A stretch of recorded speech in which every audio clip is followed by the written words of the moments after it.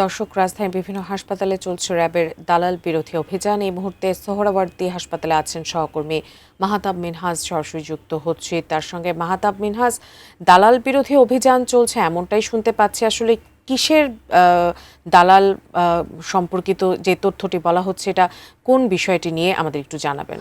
RAB 2-এর একটি আভিযানিক দল সকাল 10টা থেকে আমরা এই মুহূর্তে রয়েছি সোহরাওয়ার্দী হাসপাতালে।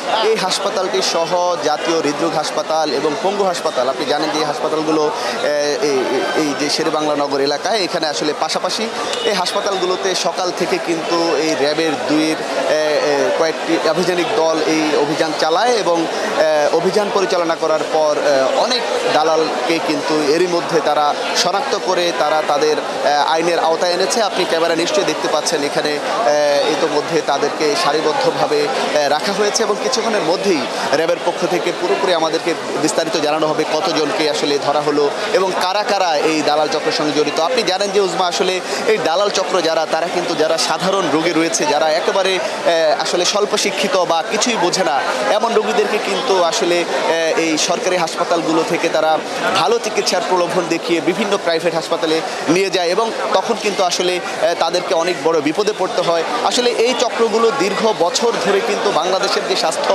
খাত রয়েছে, বিশেষ করে সরকারি হাসপাতালগুলো, এই হাসপাতালগুলো কিন্তু তারা আসলে তাদের একটি বিশাল সিন্ডিকেটের মাধ্যমে তারা চালাচ্ছে। তো আসলে এখানে যে অভিযানটি পরিচালনা হয়েছে, তার পাশাপাশি সকালবেলায় স্বাস্থ্যমন্ত্রী কিন্তু আজ জাতীয় মানসিক যে হাসপাতালটি রয়েছে এখানেই পাশে, সেই হাসপাতালে এসেছেন। তিনি এসে আসলে সেখানকার যে হাসপাতালের যে অবস্থা এবং যারা ডাক্তার রয়েছেন সবাই ঠিকঠাক মতো সময় এসেছেন কিনা এবং হাসপাতালের পরিবেশ সব কিছু নিয়ে তিনি সেখানে সকালবেলায় হাসপাতালে এসেছিলেন সেখানকার পরিবেশ দেখার জন্য।